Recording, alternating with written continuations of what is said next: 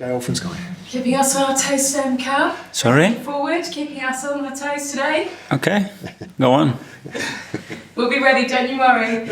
Shall we start with good old injury news? Where are you at, first of all, with David Raya? What are his chances of making the game? We have to wait another 24 hours.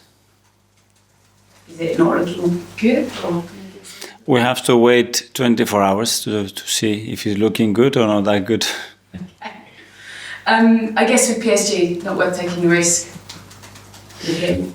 It's not risk, it's about a player being fit and available or not. And when we have that clarity for Leicester, which is the main thing that we are thinking at the moment, is we'll make the decision tomorrow. White and Timber, where are they? Yeah, Julian was able to take part in training today, so that's good news. So he will be available in the squad. And then hopefully as well. Okay, and can you just let us know a little bit on the progress of Mikel Merino as well? I'm guessing this week is too soon for him, but how is he progressing? Tomorrow is too soon. The next week we will see. He had partial training today. He's been working so hard and he's looking good. It's just about the healing of that bone and how mature that is. To expose him to contact, basically. I know you spoke about this on Tuesday, and I know it's 5 days, but a lot of people are still talking about Sunday's game. After the game on Wednesday, Pep came out and said that you two texted and that there was no damage to your relationship after what happened on Sunday. I wondered how you are still able to remain such good friends with somebody that ultimately you want them to fail. Can you explain to us? First of all, because I love him, I respect him, and I admire him, and I admire his team and everything that he does. And this is a sport. You know, one thing is our profession, this is our personal relationship. If my relation has to be damaged because we play against each other and one draw and the other one wins, or the amount of time that we have lost, then I wouldn't talk to him no more. So that's not a relationship, especially a relationship that I consider that both of us have. So a sport, it will never get in my way in a personal relationship, for sure. And is it harder to do that when it is so fiery and when there are accusations from either side coming at each other? Depends. If those accusations affect you, it's because maybe that is true. If they don't, and you know, and you show your integrity and you do what you believe is right, it doesn't have to be. There are opinions. And if you don't like opinions, then you shouldn't be sitting in the position that I am. So I think it's quite simple. Don't take it personal. It's part of our job. And the things that you really care about, make sure you handle them in the right way. And that relationship I really care about, the same with a lot of people in that staff and players that I spend very important years of my life with them. Does it make it a little bit harder that you were once that side and now you're totally the other side? No, I think it makes it easier because I know them in very different situations. And when you get to know that person in the goods, in the bads, when things go their way, don't go their way, then you understand much better certain reactions. So for me, it's not a surprise and I'm very comfortable with that.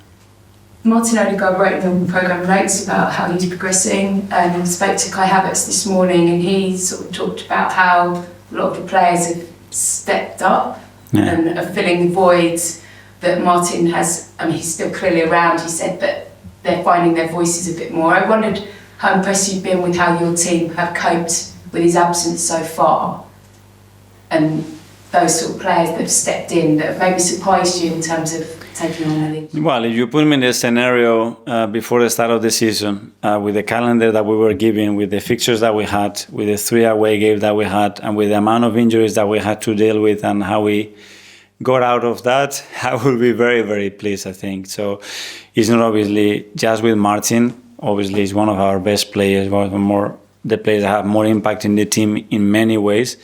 But there were many others as well. And the team is coped extremely well because we have an exceptional group. A lot of players are taking a different role in their leadership, in their importance in the team.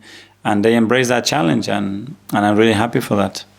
You obviously had a kind of physically and probably quite mentally demanding 10 days. You look at what's ahead of you now, and I know there's PSG, but in the Premier League, home game, 3 home games, Leicester, a chance to kind of build a little bit of momentum and go back to playing with the ball maybe, less so than playing it out in front of your home fans. But we play with the ball, no? Yes. Every game, I mean. So we will do the same. Well, Kai was saying he didn't really play with the ball. As good when as... he played on Sunday, he was saying to me he's quite looking forward to actually getting his groove back. Yeah. So hopefully we'll get a lot of momentum now. Okay, George from BBC.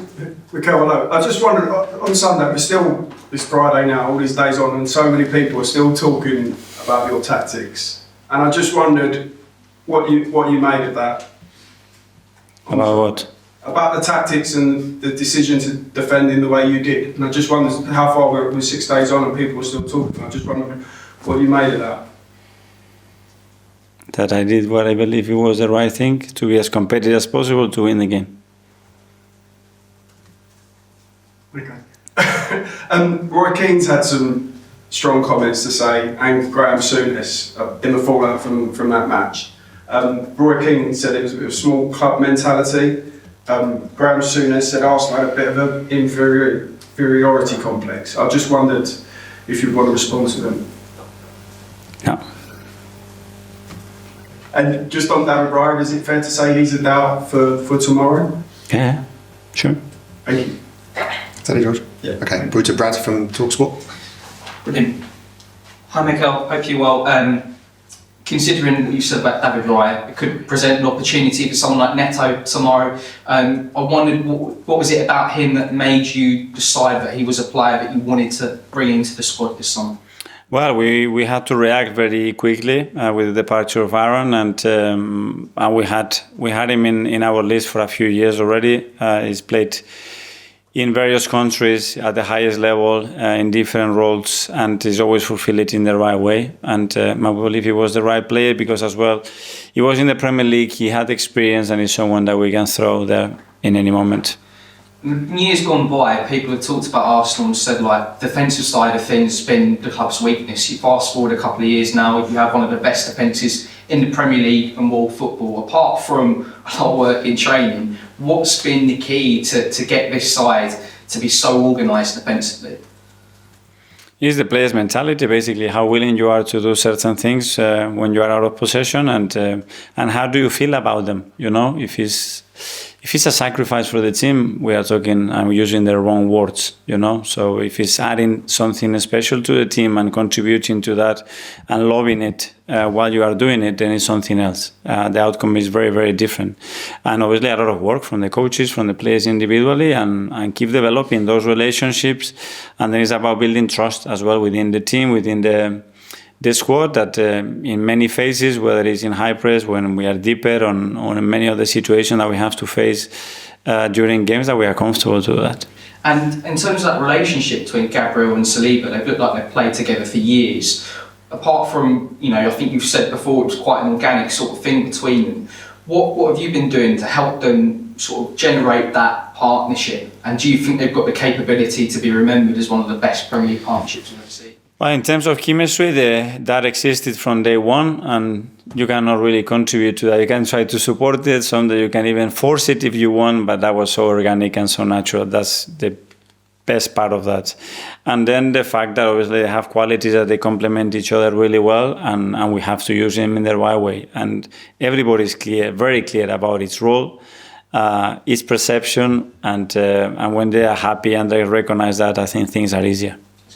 Thank you. Thank you. Alex, Hi. Steve Cooper has said the odds are against them tomorrow, but how wary do you have to be of a team clearly the underdogs and desperate for their first league win of the season? For sure, and they have a lot of ability and obviously very well, and what is done with previous team, what he's trying to do. I watched 3 or 4 of the games this season, and they have a lot of threat, and he's got the formula as well, because he beat us when he was at Forest as well, and it's a game that we're going to take very, very seriously, because it's going to be a very tough opponent.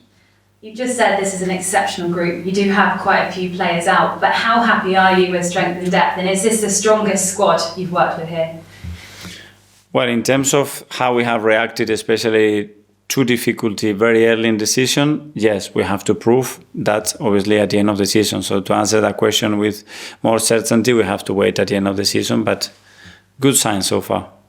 Some talented young players ready to step up. Ethan, only 17 years old. How careful do you have to be to manage their minutes and expectations, or do you treat them just like any other player? For sure. We treat them like first-team players because they deserve to be in the position that they are. We have to be conscious that obviously we are managing the development, that step is being really far, but as well we have to be fair with them. And if they give us the right signs and reasons to play them more, we have to do so. Good luck tomorrow. Thank you. Mikel, just on Mikel Merino, are you sort of having to hold him back at the moment? Because obviously injured in that first session, he must be desperate to play. What is it like now? You're just trying to calm down? Yeah, trying to keep me in the cage because he's been pushing everybody, all the physios, the doctors, everybody, and he's ready to go. And he really wants it. I think we are comfortable now to start exposing him with contact, and he looked really good in training. Fans obviously got a glimpse of seeing him with Spain at the Euro, but what's he going to bring to this midfield that perhaps you didn't have last season? He's going to bring first an unbelievable football brain.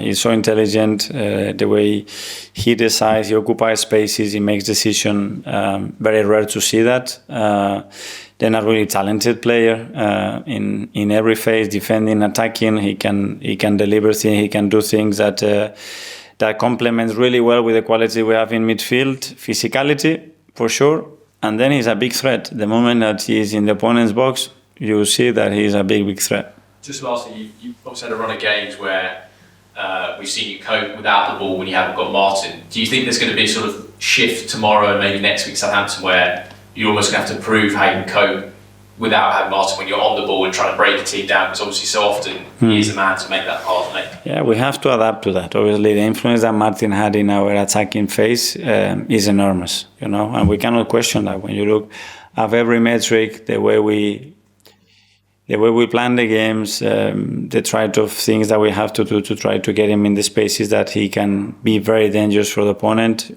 is key. It's always in relation to him, basically. We don't have it, so we have to adapt. We have to adapt our way of playing, and we have to find other ways to do it that are very efficient. They will be different. It won't be the same. It will be different, but hopefully very efficient as well. Nick? Hi. You were just saying how much you respect Leicester and Steve Cooper. How do you convince the players that this is as big a game as the Tottenham away and City away, that they have to be the same approach? I asked them the question yesterday to write it. So what are the difficulties and the challenge here? And they were very clear about it. So they know what is coming, and they know this league so far so good, and they know that we're going to require to be at the top level tomorrow to beat them. Just rewinding on Leicester, when your last season here as a player was the year that Leicester won the league, I think Arsenal came second. Looking back now you're a manager, is there anything tactically that you've learned that Arsenal could have done differently, or you could do differently? Stop Leicester winning the league? I have enough with my tactical issues to go through there. It was a beautiful story. They fully deserve it. What it is, it was absolutely amazing, and it's part of the Premier League history. So it was great. You did ask us to ask questions about tactics. So Sorry? You asked us to ask more questions about tactics. But my tactics, no. Okay, welcome. Hi, Mikel. In your opening 5 games, you obviously had City, Spurs and Liverpool away. That's 3 of the top 5 from last season, 3 of the toughest away fixtures, and I think you probably would have taken 7 from 9 if someone had offered that to you at the start of the season. Maybe not, I don't know. But with that in mind, and the results you've been able to get, are you almost amazed that your team are receiving criticism for the way they've approached these matches, given the results you've been able to get? I don't know, but it's honestly, it's part of what we do, because I don't want to be on YouTube because we've been so silly, I want to be on YouTube because we've done the right thing in May and for the right reasons and lifting what we want to lift and achieve. And in order to do that, we have to be very efficient in what we do. So I didn't predict to play 56 minutes with 10 men, and we have to do that, and we have to accept. And sometimes the opponent is better at doing something in the game. That doesn't mean that they are playing better or competing. They are being better at doing a specific thing inside the game. We are interested to do all the things that can help us to win the game. And also just on Tomiyasu, we've still not seen him this season. And is he getting closer? How is his injury progressing? Is he back in training? He had a partial training today and he looked good. Again, he's progressing really well. He's probably a little bit behind Mikel, but we don't know with Tommy because, again, he's another one that pushes every single day. But he's in a good place now, I think. Last couple in live, James.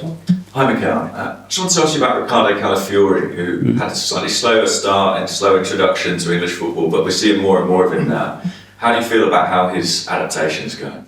Really good. As you said, obviously he came back. He had a little glimpse. Then he went on national duty and got injured. So we had to manage him again, and then we throw him against Man City away for the first Premier League starts, and I think he was superb. He's really good. He's adapted really well to the group. His understanding is exceptional, and you see, he's a player with an enormous courage and personality to play. So he's going to give us a lot. Yeah, it was kind of lost in the City discussion because so much was talked about, but quite amazing. He made his first Premier League start at the Etihad against that opponent. Was that something that you were worried about at all, or you felt he had the personality to handle? With another player, probably I wouldn't do it. But because I know how he copes, and when I speak to him, he really wants it, I decided to do it, and he showed that he's prepared to do it. Just a quick one, how's Miles after the other night? Picked up an injury, Miles Lewis scared. He's fine. He's fine. He was cramping, but he has no issues. Phil? Mikel, just going back to some of that earlier criticism, do you think that there's a bit of maybe an agenda against the club or against you, given that it seems a bit unusual? No. But I heard a lot of positive things as well. So the criticism, is it negative or positive criticism? Probably negative or people... So it's negative criticism. No. Okay. Great. So we get negative criticism. Well, where we are, what we've been through in the last 3 games, that tells you the expectations. So we have to raise the level. That's it. Right, then to go out tomorrow and sort of get a big result against Leicester to sort of silence some of those criticisms. No. I want it because I want to play well and deserve and win the 3 points, not to silence anybody, and to make our people proud. That's it.